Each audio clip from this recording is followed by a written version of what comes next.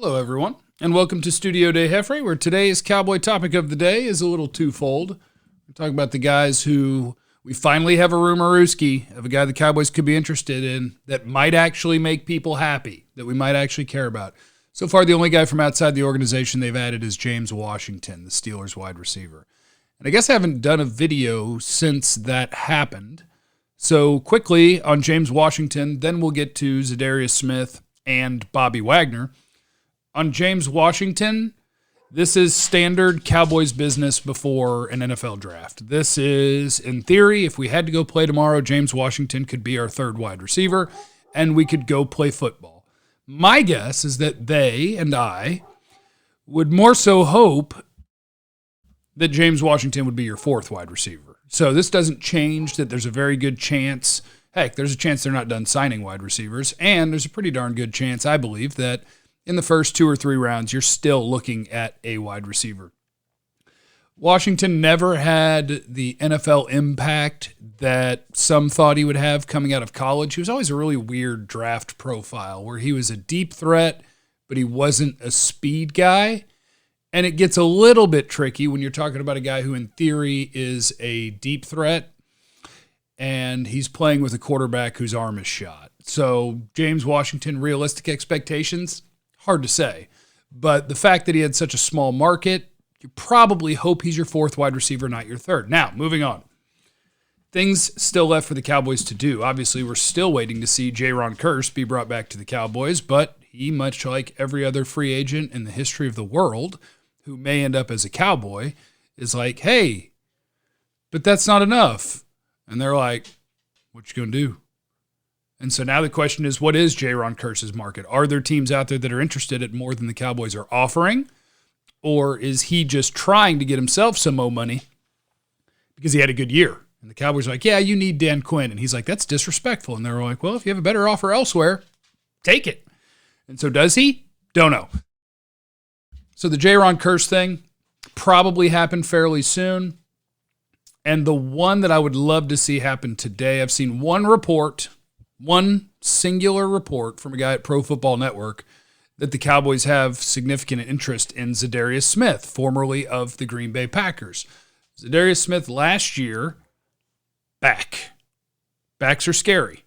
So Za'Darius Smith, am I interested? Should they be interested? Hell yes. Za'Darius Smith is a really good player. Double-digit sacks 2 years in a row, also a good run stopper. Za'Darius Smith is a really good football player. Now, this will be his age 30 season, and he's coming off of a back injury. That combo platter might be the reason that the fairly cheap Cowboys have a shot at signing Za'Darius Smith, and hopefully they do get that done because Tank Lawrence and Za'Darius Smith set you up to be really, really good. Honestly, if he's healthy or near healthy, he's better than Randy Gregory, and you might get him for less. So the Cowboys' mistakes might end up as a winner. Or maybe this is just them floating the idea that they're interested to calm you guys down who hate the Cowboys right now. I love the guy who made a statement on Twitter like he's an agent or a player announcing he's now a Chargers fan and he's left the Cowboys. It was really funny. I enjoyed that. Because here's the thing about fandom. Nobody gets to tell you how to cheer. If you decide, screw that, I don't care where I live, I'm going to cheer for whoever's earned my fandom, more power to you. But I know most,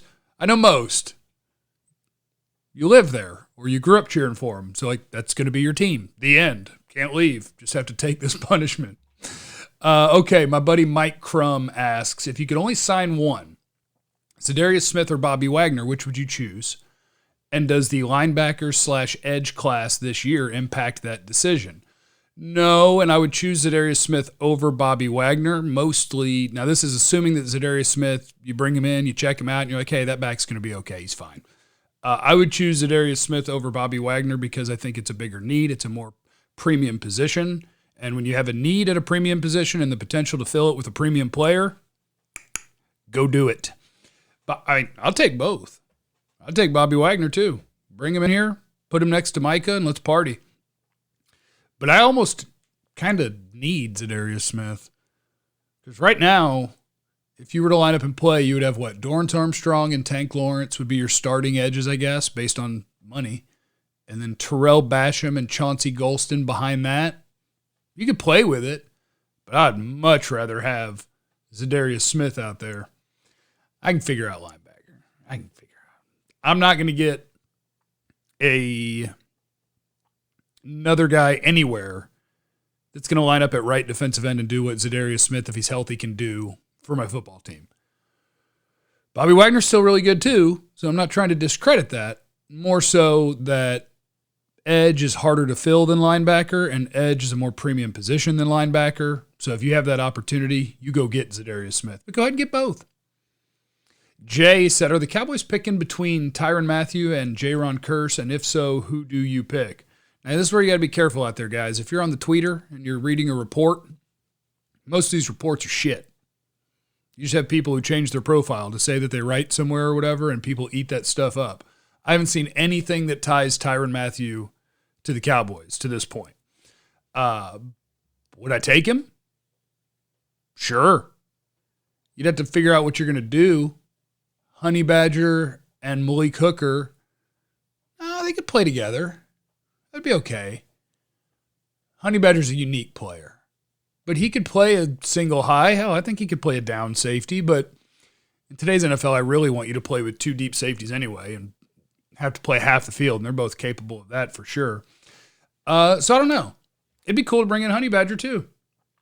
I think they're going to get something worked out with Jayron Kearse, and your safeties are going to be Malik Hooker and Jayron Kearse, and they're going to just keep rolling that way. But if you want to bring Honey Badger in the mix, I'm about it. Oh, one other guy that I wanted to talk about before I answer any more questions. David Ojabo, pass rusher at Michigan. He was going to be a top 20 pick. Top 20, top 24. He got hurt during his pro day, and the injury, it turns out, is that he ruptured his Achilles. That's about as bad as you can do. That means that he ain't going to play for you this year. He's going to be redshirting. What does that mean for draft stock? Could somebody still use a first-round pick on him? They could. My guess is that he will be picked somewhere between like 35 or 40 down to 60, somewhere around there. That's your new Blue Star special. If you're okay with using a draft pick on a guy that has a really high ceiling at a really premium position as a pass rusher, 56, Cowboys second round pick, I'm interested in using that bad boy on David Ojabo. Faux show. So go ahead. Oh, and that was P. Stew's question. Torn Achilles on Ojabo. What are the chances Jerry would pull the trigger in the second, third round for him now? I would do it in the second round. I'd do it in the second round. If you got him in the third round, you'd be stealing. QB the king. If Jameson Williams is still on the board at 24, do you pull the trigger? I say yes, because he's that speed, deep threat this offense needs. Again, I think the Cowboys' third receiver is not on the roster yet. So yeah, Jameson Williams is worth the 24th overall pick. So are about 5 other receivers in this draft. It's just a matter of what order do they go in, because everyone's rankings are different. The 6 names, and some people might not have my guy Sky Moore in their top 6, but I do. So obviously him. Drake London at USC. Traylon Burks at Arkansas, Garrett Wilson at Ohio State. He's my number 1. Chris Olave at Ohio State. And every time I do this, I start to try to miss one. Did I do Burks? Traylon Burks, Drake London. Those are your big guys. Garrett Wilson, Olave, Jameson Williams, Sky Moore.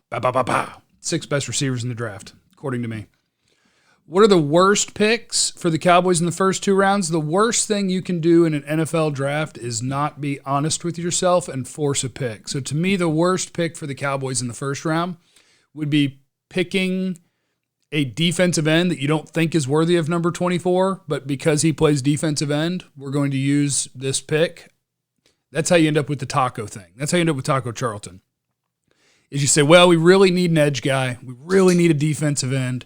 Who's the best one available? And you look around the room, and the answer is, what's the South Carolina guy's name? Kingsley. I don't have my board up. Ogbare or something like that. And you're just like, yep, defensive end. Pick him. Bad idea. Pick the best player. That's how you end up with the good players. Picking what you need early in a draft. That's how you end up with the bad players. So the first 2 rounds would be forcing a defensive end pick with the top 6 of them already gone.